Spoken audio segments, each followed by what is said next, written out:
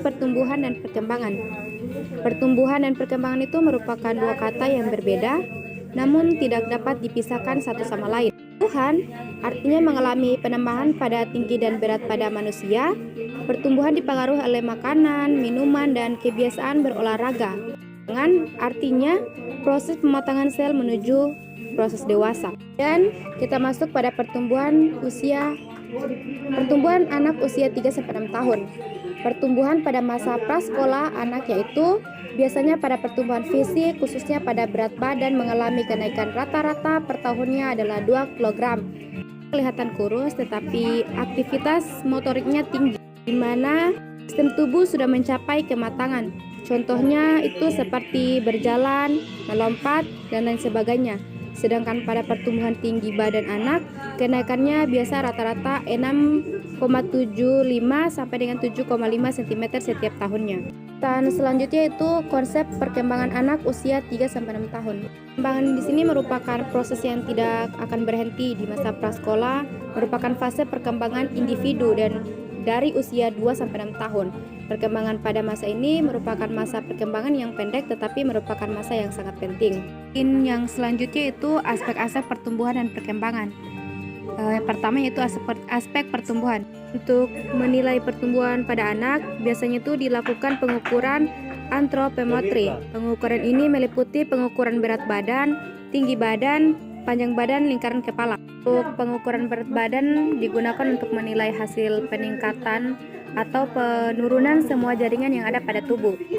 Untuk pengukuran tinggi badan digunakan untuk menilai status perbaikan gizi. Pengukuran lingkar kepala itu dimaksudnya untuk menilai pertumbuhan otak. Itu aspek perkembangan. 1. Motorik merupakan keterampilan yang meliputi aktivitas otot yang besar seperti pada gerakan lengan dan berjalan. Untuk motorik kasar.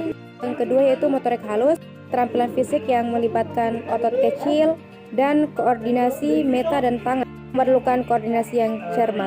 Dengan motorik halus ini mulai memiliki kemampuan menggoyangkan jari-jari kaki, menggambar 2 atau 3 bagian, menggambar orang, mampu menjepit benda, melambaikan tangan dan sebagainya.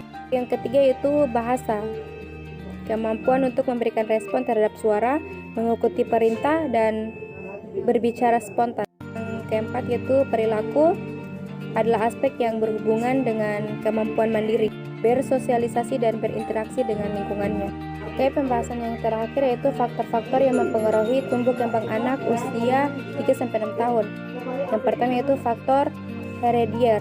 Ini merupakan faktor yang dapat diturunkan sebagai dasar dalam mencapai tumbuh kembang. Maksud faktor heredier adalah bawaan, jenis kelamin, ras, suku, bangsa. Kedua yaitu faktor lingkungan. Faktor lingkungan ini dapat meliputi lingkungan pranatal, lingkungan postnatal, dan faktor hormonal. Pranatal merupakan lingkungan dalam kandungan mulai dari konsepsi sampai lahir yang meliputi gizi pada waktu ibu hamil, posisi janin, penggunaan obat-obatan, alkohol atau kebiasaan merokok. Teman-teman, mungkin itu saja yang bisa saya sampaikan.